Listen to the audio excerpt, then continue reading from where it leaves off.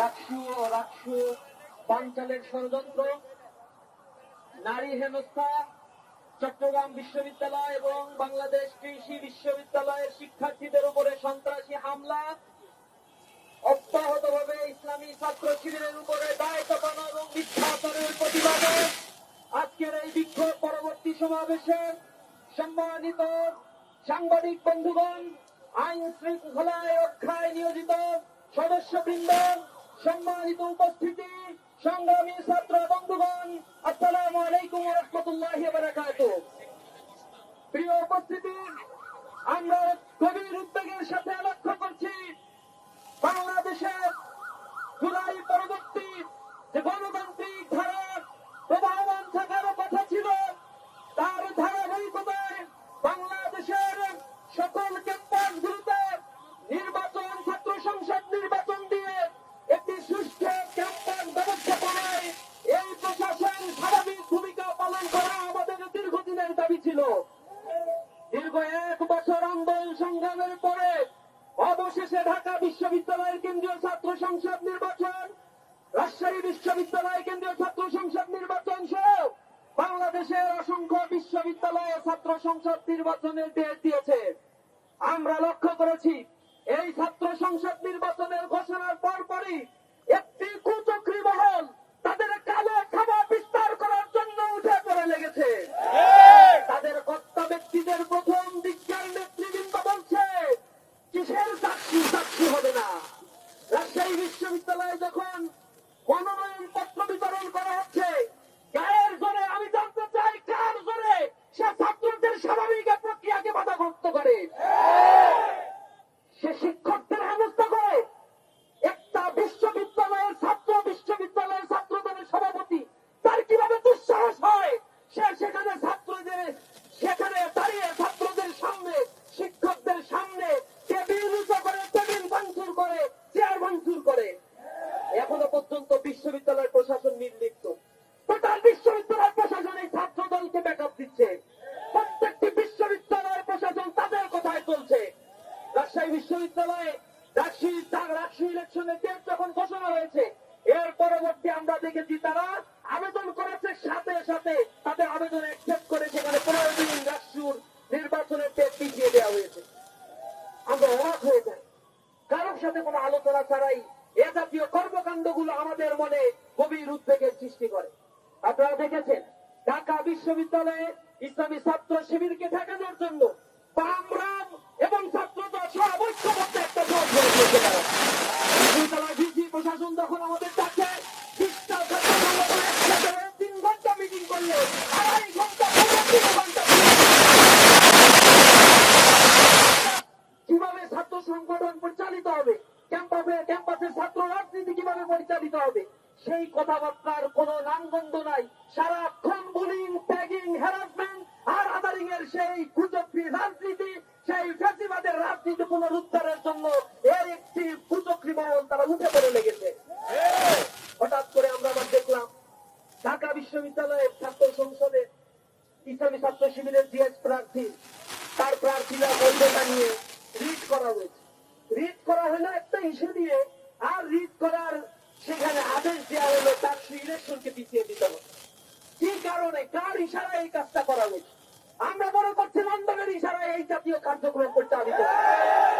যেহেতু ঢাকা বিশ্ববিদ্যালয়ে ইলেকশন হওয়ার পেছনে নানা ধরনের ষড়যন্ত্র করে, যখন তারা দেখছে আর হয় না, তখন তারা অন্য রকমের একটি চক্রান্তে মেতে উঠেছে।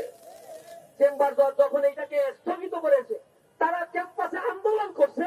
আন্দোলন করে তাদের বক্তব্য হচ্ছে প্রশাসন আইনজীবী হিসেবে কাকে নিয়োগ দিল, অথচ সেই আইনজীবী কিন্তু হঠাৎ করে যে সংকট তৈরি হয়েছে 1/2 ঘন্টার মধ্যে সেই সংকটের সমাধান করে দিয়েছে। তাদের আক্ষেপ হলো কেন এটা সমাধান করা হইল, এজন্য তারা খুব আক্ষেপ করছে, মুখ শুকিয়ে গেছে। তাদের চক্রান্ত যে বাস্তবায়ন হয় নাই, এজন্য হাতে গা লেগেছে, কষ্ট পেয়েছে। আমরা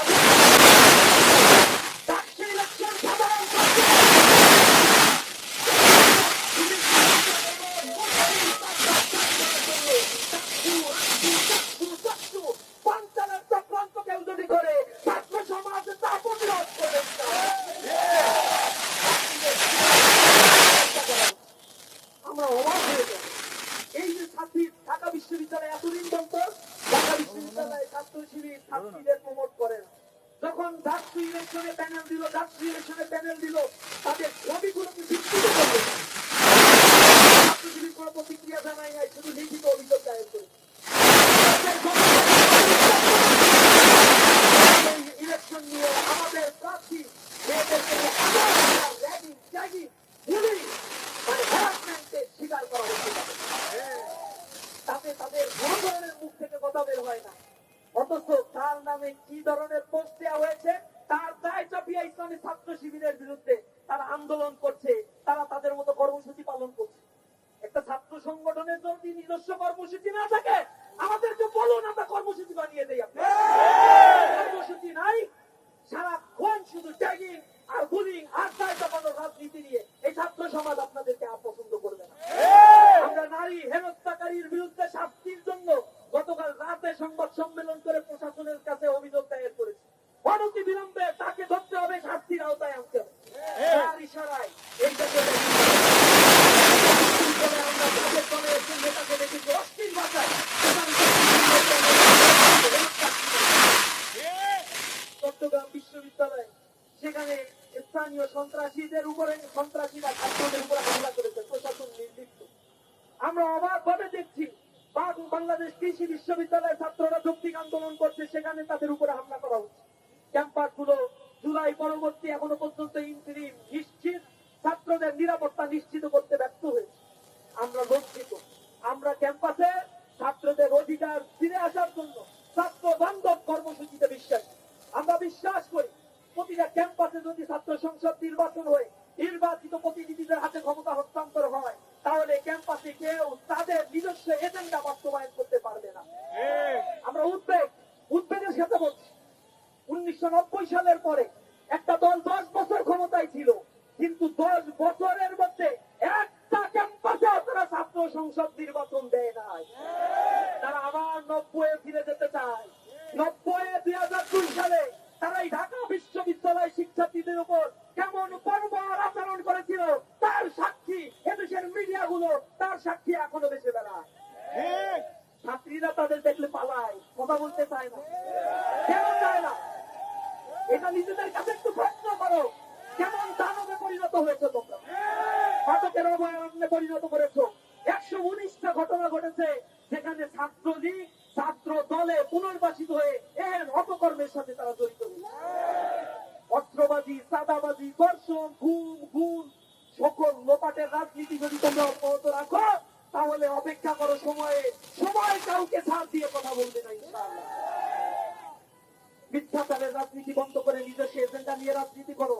ছাত্ররা এখন সচেতন, ছাত্ররা ব্যালটের মাধ্যমে জবাব দিবে, ছাত্ররা কর্মসূচির মাধ্যমে সিদ্ধান্ত নেয় কারা আগামীর বাংলাদেশকে নিরাপদ করতে পারে।